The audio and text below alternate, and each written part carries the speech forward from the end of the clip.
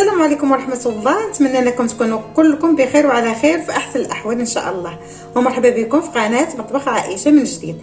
بغيت نشكر الناس كاع اللي كيتبعوني وكيشجعوني والناس اللي انضموا لينا جداد، فمرحبا بالجميع. اليوم ان شاء الله غنوجدوا رغيف بطريقة مختلفة، يعني مغايرة عن المعتاد. نخليكم مع طريقة التحضير. بسم الله. المقادير اللي غنحتاجو ان شاء الله في هذا الرغيف، غنحتاجو هنايا 350 غرام ديال دقيق الفرص، مع واحد الكاس ديال الفينو، شويه ديال الملحه، واحد ساشي ديال الفاني وساشي ديال الخميره. هذا مما يخص العجين. عندنا الحشوه غادي نديرو ان شاء الله تفاح. انا هنايا عندي جوج تفاحات كبار مقطعين، مع واحد المعلقه كبيره ونص ديال السكر سنيده حبيبات، مع واحد المعلقه صغيره ديال القرفه، ومعلقه كبيره ديال الزبده. هادو غادي نطيبو بهم التفاح. ما يخص العجين انا غادي ندير ان شاء الله الدقيق في العجانه، وغادي نضيف عليه الساشي ديال الفاني والساشي ديال الخميره، وغادي نعجنها. بعد ما نعجنها ان شاء الله نتلاقى معاكم. كيف ما كتشوفوا معايا بعد ما تعجنت لي العجين صافي غنزولها من العجانه.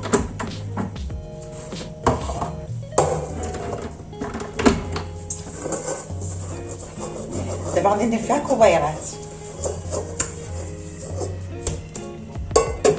ناخذ الزيت باش ندهن يديا،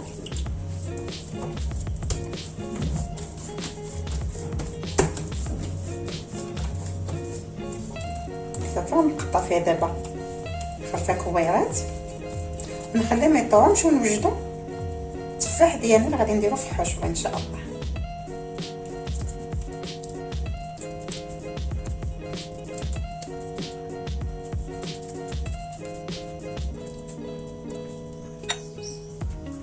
كيف ما كتشوفوا معايا كما قلت لكم، انا شديت هنايا التفاح، درت الزبده وضفت ليها السكر وشويه القرفه وشحرتهم. انا كتعصرت عليهم واحد شويه ديال الحامض على حسب باش التفاح ما يكحلش، وضفت الفانيلا وخليتهم حتى تعسلوا. دابا غادي ندوزهم في الميكسور.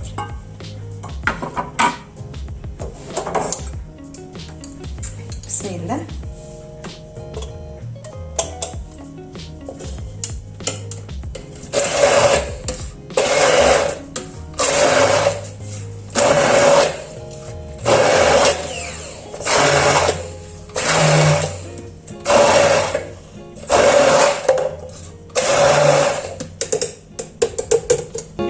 غادي نخليهم دابا حتى يبردوا ان شاء الله بالمطاط ديال العجين، غادي نعمروا الرغيفات ديالنا.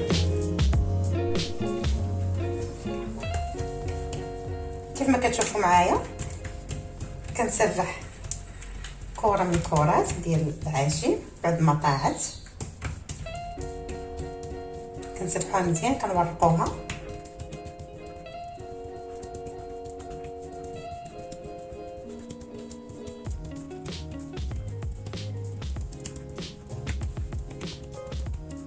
ما قلتش لكم راه كناخذ الزبده ديال العبار والزبده ديال التوراق، كنخلطوهم بجوج، كندوبوهم بهم باش كندهنوا المسمات ديالنا. بسم الله.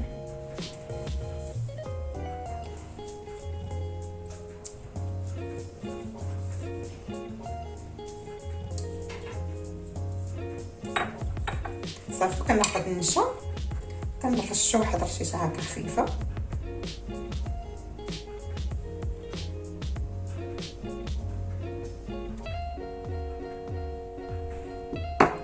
صافي كنربعوها الطريقه المعهوده، واحد الدماغ خفيفه،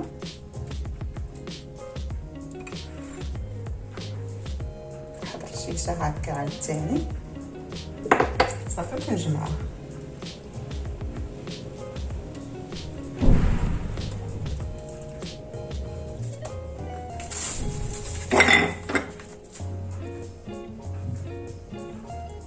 غادي نعاود معكم واحده اخرى، حتى كندير وحده وسط من وحده. غادي نسرحها كذلك مثال بحال الاولى.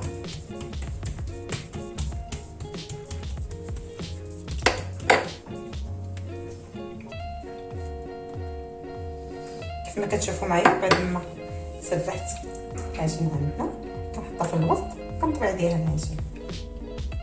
على هذا الشكل هذا.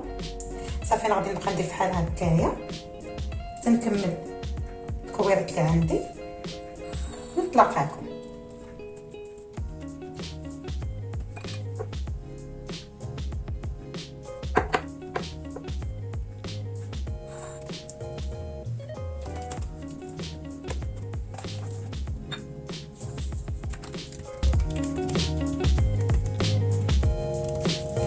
قبل ما كنكملوا العجينه ديالنا في الكلاص كناخذوا واحد المربع كنا سبقنا وشدنا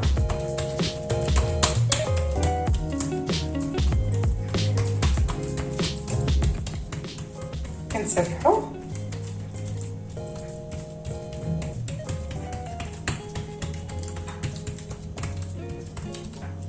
كيف ما كتشوفوا معايا.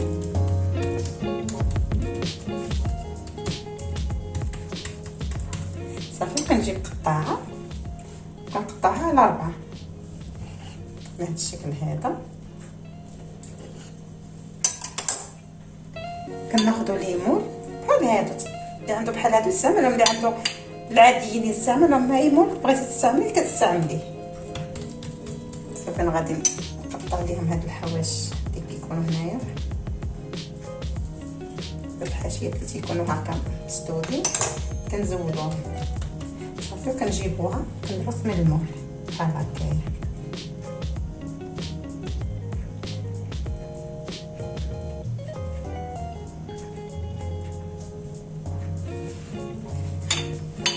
غادي نعاود معكم شي وحده اخرى.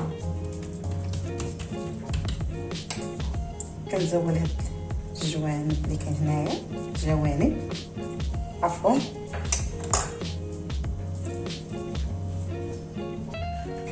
كتجينا لهاد الطرفه هادي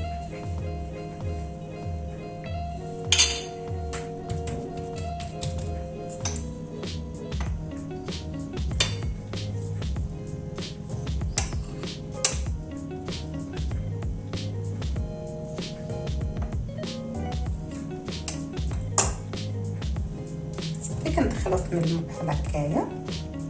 انا غنبقى ندير بحال هكا تنكمل العجين اللي عندي ونتلاقاكم.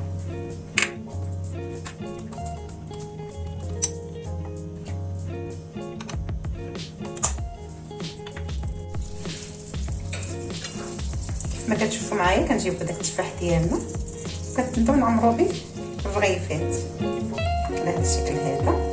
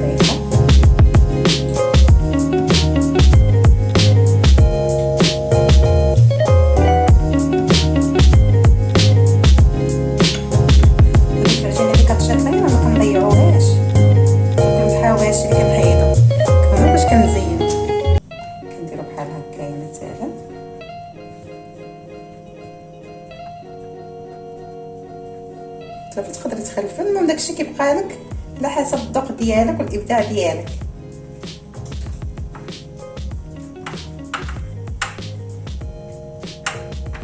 المسألة دايما تزيين كتبقى اختياريه.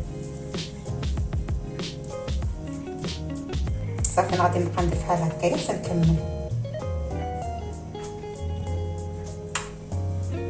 الرغيفات ديالو. غندخلهم الفران ان شاء الله يطيبوا. من بعد ما يطيبوا نتلاقاكم باش تشوفوا الشكل ديالهم النهائي كيفاش كيجيو.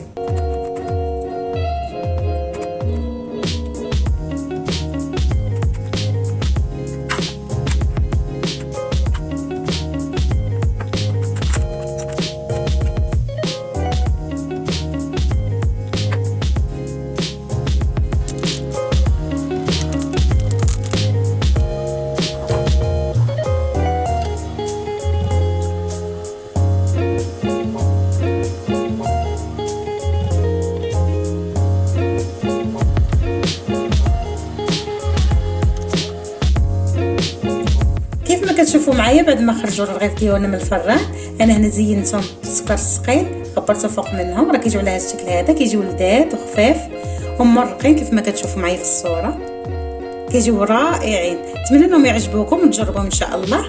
وكما العاده الناس اللي باقا ما تابونوش معايا تابونوا، مرحبا بهم، وما تنساوش تبارطاجيو مع الحلوه والصحاب. السلام عليكم.